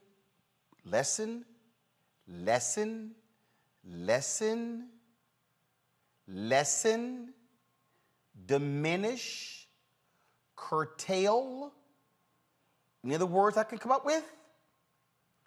The symptoms, which is why all you clueless ass people, 98% of those who are dying now of the Delta variant are unvaccinated. 98. 98, 2. Hold up, let me make sure I was in the picture. This is 2%. This is 98%. Which side of the scale would you like to be on? Again, you ain't got to get vaccinated. But I'm just trying to tell you, you're playing Russian roulette. And you know what? You can survive Russian roulette. But that bullet one day might come up in that chamber. And you know what? And if it does, game over. That's it. So whatever little money you got, your family gonna get. And they're gonna have to sit here and mourn you. And I can tell you, and Mustafa, he and I have talked about it, I can tell you how many people we know right now who are going, my goddamn uncle, my best friend, my fraternity brother, my sorority sister. We tried to talk to them, and they were like, no, no, no. My pastor, no, no, no. I ain't getting that vaccination. And today they're dead. So, do you? Just know what doing you comes with. All right, folks, when we come back, we're going to talk to a immigration activist about the Biden administration in Haiti and a couple of crazy-ass white people stories. One of them, this fool came to school in blackface saying that she was a modern-day Rosa Parks. Hashtag Team Whip That Ass need to show up at that Oregon school. We'll break it down next on Roland Martin Unfiltered, streaming live on the Black Star Network. White supremacy ain't just about hurting black folk. Right. We got to deal with it. It's injustice. It's wrong. I do feel like in this generation, we've got to do more around being intentional and resolving conflict. You and I haven't always agreed. Yeah. But we agree on the big piece. Yeah. Now, conflict is not about destruction. Conflict's going to happen.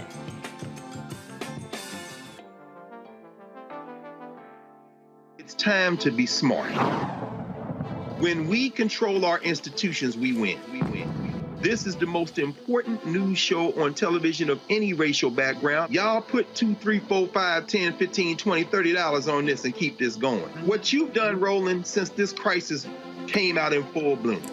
Anybody watching this, tell your friends, go back and look at the last 2 weeks, especially of Roland Martin Unfiltered. I mean, hell, go back and look at the last 2 days. You've had sitting United States senators today, Klobuchar and Harris. Whatever you have that you can bring to Roland Martin Unfiltered to support it, please do, because this information may literally save your life. Watch Roland Martin Unfiltered daily at 6 p.m. Eastern on YouTube, Facebook, or Periscope, or go to RolandMartinUnfiltered.com. Support the Roland Martin Unfiltered Daily Digital Show by going to RolandMartinUnfiltered.com. Our goal is to get 20,000 of our fans contributing $50 each for the whole year. You can make this possible. RolandMartinUnfiltered.com.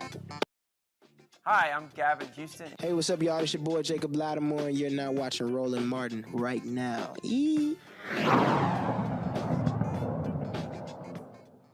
All right, folks, we told you at the top of the show, we focused on the unfolding crisis along the Texas border dealing with Haitian migrants. It has been a considerable issue.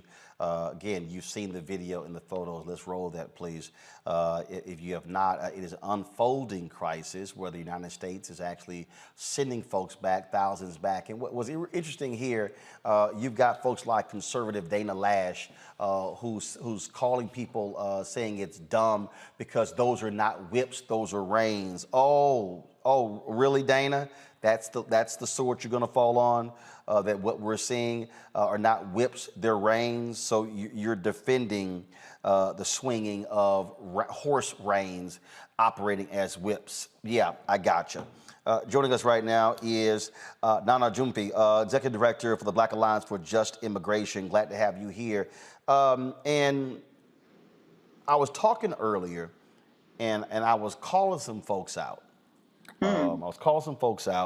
Because, you know, you got these FBA, ADOS, B1 folk, all these people, and many of them were criticizing me because my maternal grandfather's ancestors migrated from Haiti in the 1800s. You ain't really ADOS, you ain't an American descendant, as if they just forgot about my mama's mama line and my daddy's mama and daddy line. And I said this here because there's a lot of black people, and I've dealt with them over the last more than a decade, who are virally anti-immigration, who now are expressing outrage. And so I raised the question, are you expressing outrage at the treatment of the Haitians in terms about the Border Patrol, or do you actually have care and compassion and want them to have opportunity to seek asylum? And I think it's important for us to make that distinction, because some folks operating right now are being real frauds and hypocrites with what was happening, because they are ardent opponents of immigration. And I kept saying, but you better not forget the black folks who are also immigrating to the United States. Absolutely, and thank you for having me on the show, Roland. You know, this has always been a debate. I think the debate has gotten worse over the years. I was born in this country. My parents come from Ghana, but like a Toyota made in Kansas. That is still where I'm from. But, you know, I've been here my entire life. And I've grown up with this debate about, are you really black? Do you have to have family here, multi-generations in order to be black? Look, at the end of the day, some of that is because of what the system puts out in terms of there being a deficit. There's not enough for all of us. We know that when black people succeed in certain spaces, we're all happy that those black people succeed. We are, you know, people are talking about black power, and the slogan black power, that came from Kwame Ture, who at that time was called Stokely Carmichael. He was from Trinidad. He was born in Trinidad. The red, black, and green flag comes from Hold on. No. See, I don't want you to run past that. See, for a whole bunch of these folks who holler Stokely Carmichael, Stokely wasn't born in the United States and was the child of folks who were from the country. Say it again. Where was Stokely born? He was born in Trinidad. He's Trinidadian. And then he moved to the United States, but he was born in Trinidad. When people are talking about Audre Lorde, people like to quote them some Audre Lorde. Both of Audre Lorde's parents, not from this country. They love to quote Shirley Chisholm, love to quote Sidney Poitier, love to quote Harry Belafonte. Malcolm's mama. Malcolm grew up eating rice and peas, had to, because that's what your mama eat when you were in the Caribbean. And she gonna feed you what she grew up with. So, you know, we have always been together. This is not some kind of new thing. This has always been the case. We've been together. We've lived together. We've married each other. We have gone to school together. We have been in these streets together. We have, you know, been working together all of this time. And I think, you know, again, when we get the deficit model and people start saying, oh, there's not enough here, then people start fighting. And I don't care what it is, right? But it's dangerous. It's something that, as black people in particular, we need to push back against. We know that we can start a fight. Yeah, I normally am in LA. We can start a LA, New York fight tomorrow, right? And be all about it. But we need to not do that. We need to understand that at the end of the day, we experience blackness in this country together. There's not some special rules that are happening. Ask Botham Jean's mama if we don't experience blackness in this country together. Or Amadou Diallo, and again, when we talk about, I mean, all these black people that love them, so Cicely Tyson, her mama and daddy ain't from here. Right. So, I mean, and I think we know that. And that's when we see Haitians, and I think people actually do understand that we have a special relationship with Haiti and this country. And that, you know, and it shows in the outrage that people have expressed. BAJI, Black Alliance for Just Immigration, which is the organization that I'm the executive director of, we pulled together a letter with Judith Brown Dialis of the Advancement Project National Office, which we sent to Black leadership, the major Black leaders of this country, who signed on to express their outrage easily. We didn't have to twist a single arm because they're clear, as we are, and as our people really are across this country and across the African diaspora, the Black diaspora in their heart, that we're connected. We may be, do different things. The people have had different relationships with the countries that they're in, but we are Black folks, and we need to be together and fight against white supremacy, colonialism, imperialism, all of the things that we know are oppressing our people together. We're not going to do it in silos. So what is next? I mean, obviously, you have the order from the federal judge that says they cannot be using this Title 42 against families. So what's next? What do you want our audience to do? Those who are watching, those who are listening, what do you want folks to do? So there is that order. However, the Biden administration is not listening to that order, and they're certainly appealing. In fact, they've appealed all of the orders that have come out from the court that have ruled that what is happening at the border is unlawful, that it's illegal. And so we need for folks to contact the White House. We need for folks to contact their congressperson to contact the White House. And we have three basic demands. The first demand is that they need to stop deporting Haitians and other Black asylum seekers at the border. They're not getting a hearing. They're not finding out, why are you here? These people have traveled for miles, for months, gone through hell to get to this place because they are seeking refuge in the United States, and they're just being unceremoniously sent back to the places they were fleeing from. So stop the deportations. Secondly, they need to let people in and let them exercise their right to asylum. It is a right under U.S. law, under international law, and the way you do it is to go to the border. That's why people are going to the border. You can't do it from another country. You got to go to the border. It's not illegal to do that. That's how you do it.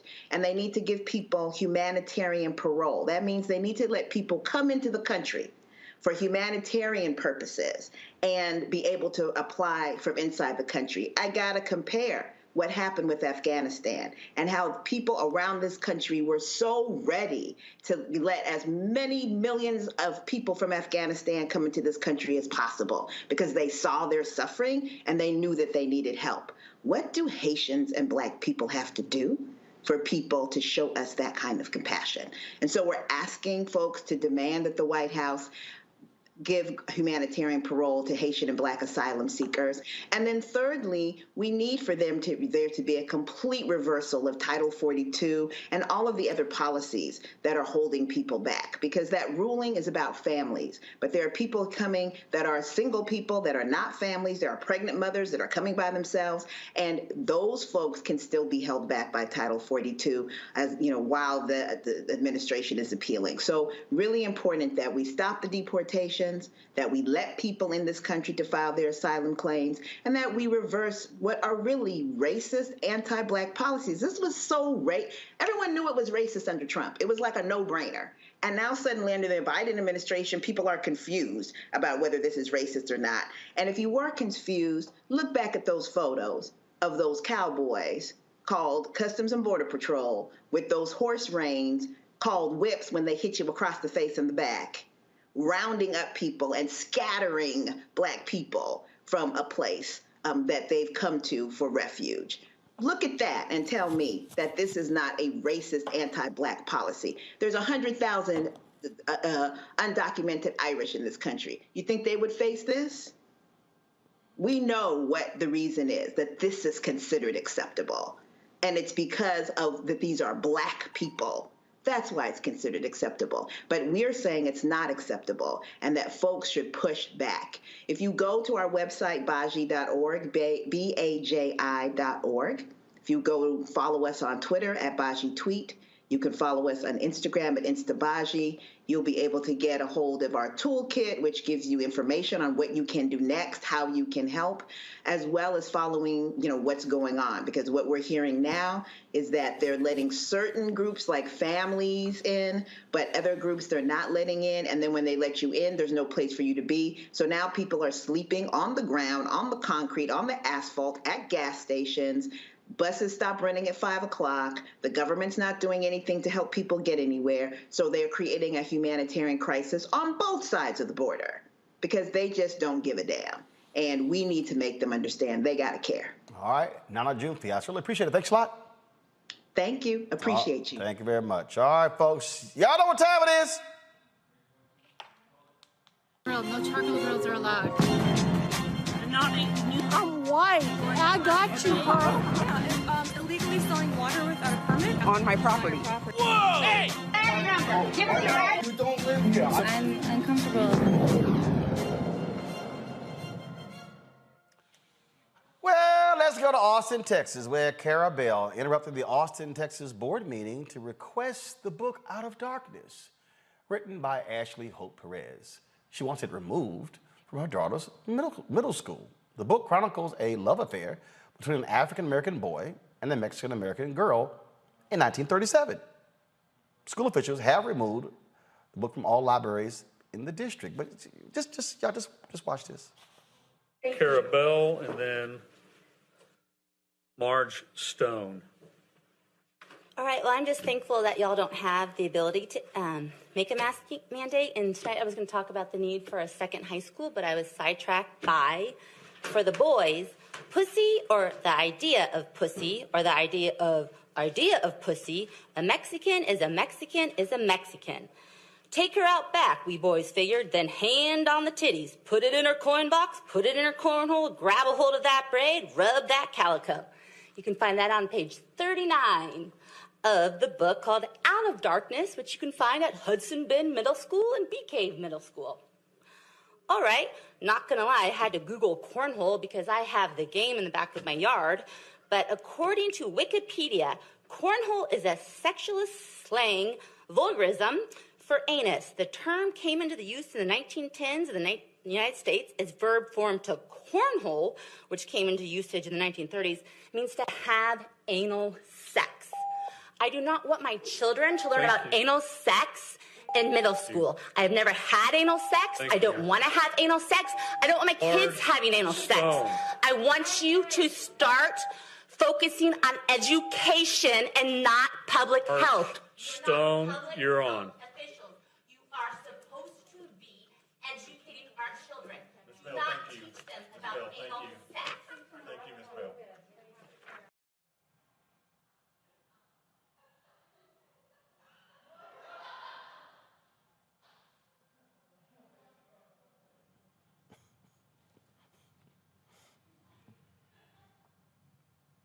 I bet her husband's like, damn, everyone knows now.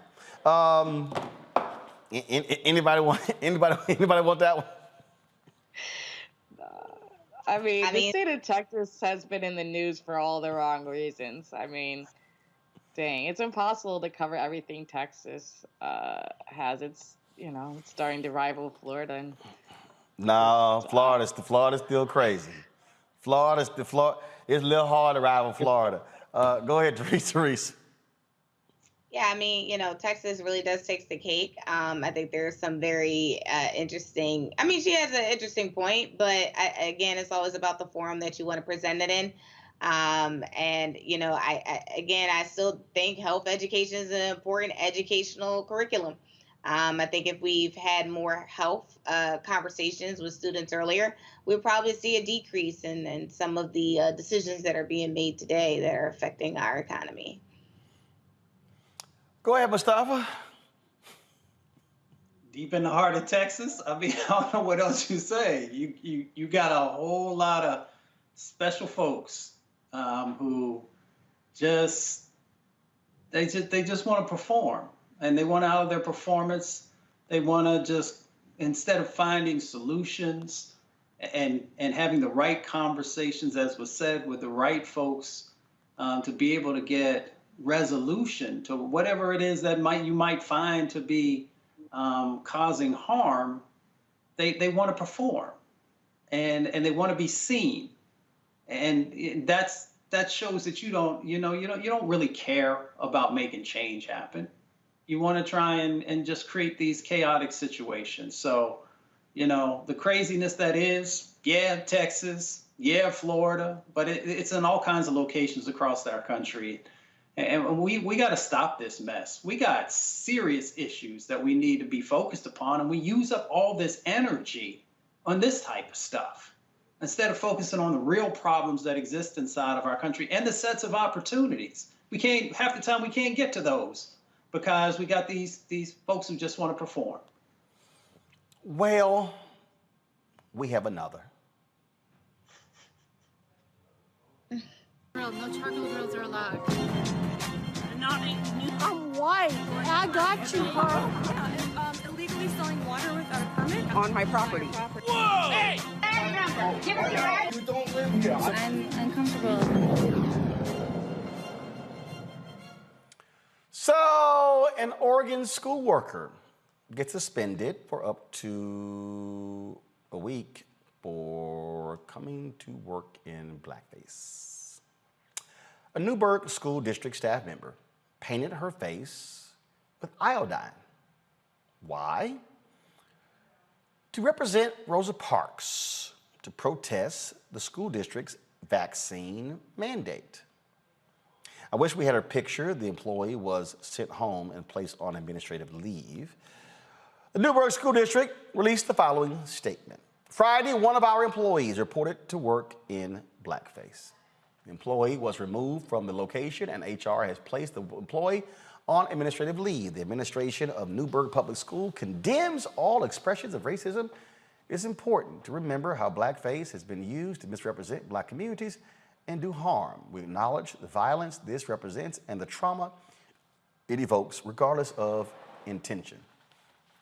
The superintendent of the school district, Dr. Joe Morlock, I am horrified, angry, and ashamed that this happened, as is nearly every other staff member. The students of color in Newburgh deserve so much more. This goes against everything I and the vast majority of NSD staff believe and is unfathomably offensive. Now, this is not the first racially motivated incident in the school district this year. A student used Snapchat to host a slave trade. Here's what I think interesting. No, put the superintendent's statement back up. He said, the students of color in Newburgh deserve so much more. So do the white folks. They do as well. See, what you have here is you got these crazy ass, and I'm gonna say these crazy ass white folks around the country who are saying what's requiring vaccines, it's like segregation. In fact, I remember we're done with the statement, y'all. Thank you, we're done. Okay, we take it off. I remember somebody had a photo where they try to use colored water fountains by saying vaccine, no vaccine. I don't think these people really understand what Jim Crow was all about. These folks, Brianna, out their damn mind. Teacher really not know that blackface wasn't acceptable in 2021? Maybe she's a Megyn Kelly fan. Yeah, right. And even when Megyn Kelly, didn't understand why it was wrong, it was wrong. And it was wrong when, Virginia Governor Ralph Northam did or did not do it. And it was wrong when Jimmy Fallon apologized to Chris Rock for not doing it. I mean, this has happened for a while. And when Hollywood started reassessing blackface, I don't know how anybody can start thinking like, maybe this is right. So, I mean, it's been wrong. And I'm not surprised that someone who doesn't want to get vaccinated is also racist, because it comes down from not being properly educated. And it's really sad that this is in the school system. That's why America is not progressing, is because the people who are supposed to be teaching our kids and so forth think this is all right. Mustafa? Well, first of all, why is it that Dr. Morlock, and maybe there's still a process they have to go through, why is this individual who is representing, who works inside of the school system, inside of the educational system, still have a job? Because the trauma that they created has ripples. As you said before, it's the students of color who feel those ripples of trauma. It is also white students also who in many instances are now beginning to analyze past behaviors and present sets of behaviors. So there are all these different impacts that this individual has created and has done with intentionality. They made a choice to actually go and place the substance on their face and to go into a public setting and to think that that was okay. So there's no reason for them, because they made an informed decision. It wasn't like they were walking, fell down, something got on their face and they didn't know it was on there, and then they were walking around, you know, in public with these types of things. We have to stop making excuses for folks and stop allowing individuals to put trauma on all kinds of different folks. So if you want to act up, if you want to, you want to express yourself in certain ways, then understand that there are repercussions for that. And one of those repercussions might be that you no longer have a job. Teresa? Yeah, I agree. I agree with Mustafa. You know, the Stop Excuses campaign needs to start and stop, not only in the education institution, but again, how we govern each other in public places and in the boardroom. So I think there has been a lot of intentional, and I don't think anybody just wakes up and want to put the blackface on, but again, we're not sure what the mindset of some of these individuals are. When they say they care about the students, when they say they care about individuals or people or Americans, but yet they do these things that try to divide us.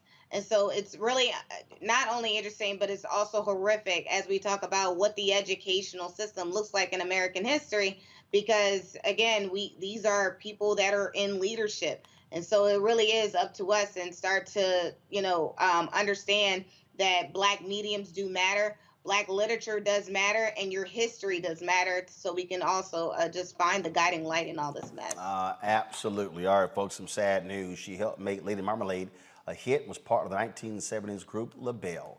Sarah Dash, Patti LaBelle, and Nona Hendrix released their debut album, LaBelle, in 1971. Lady Marmalade, a single from the mid-70s Nightbirds album, proved to be the group's most successful song, topping the Billboard Hot 100 chart. Sarah Dash passed away yesterday at the age of 76. Patti LaBelle posted this video to her Instagram account. This is what she had to say.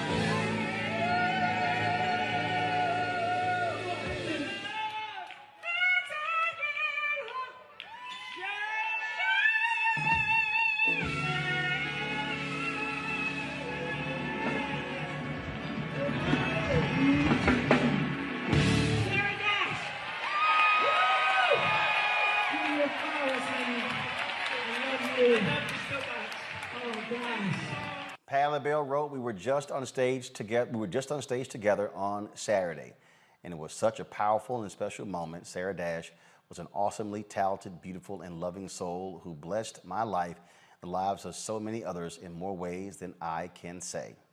Again, Sarah Dash, legendary R&B singer, passed away at the age of 76.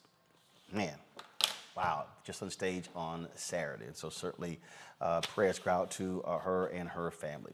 Folks, that is it for us today on Roland Martin Unfiltered. I want to thank Brianna. I want to thank Teresa as well as Mustafa for joining us on today's show. We certainly appreciate all of you for being with us, for watching. Those of you on YouTube, on the Black Star Network app, Facebook, Twitter, Periscope, Instagram as well. Folks, if y'all want to support what we do here at Roland Martin Unfiltered, please join our Bring the Funk fan club, where every dollar you give goes to support this show and what we do. Cash App is $RM Unfiltered. PayPal is R Martin Unfiltered.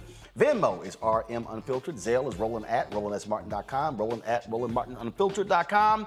And of course, we want you to download the Black Star Network app, folks. We've already surpassed 10,000. And in fact, we've had, since we launched it on September, so basically 17 days ago, 12,420 downloads. And now we want to get to 20,000. And so please download it. You can do it on your app, on your Apple phone, your Android. You can do it. And of course, that's an ad agency calling me right now.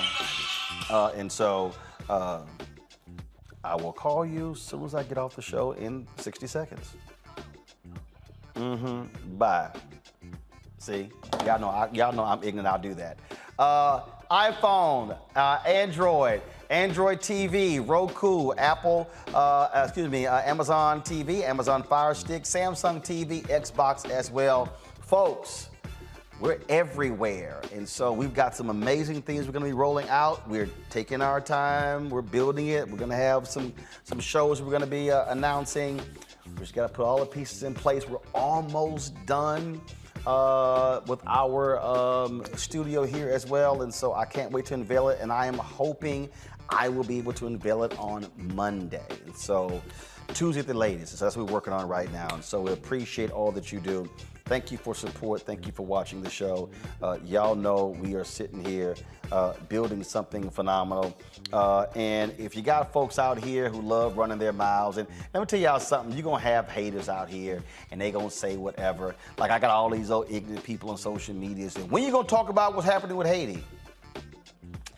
You're actually telling on yourself because you don't watch the show. That's what happens when you're stuck on stupid. So we don't worry about those folks, y'all. We just keep putting in the work. I'll see you guys tomorrow right here on Roland Martin Unfiltered, right here on the Black Star Network. Holla!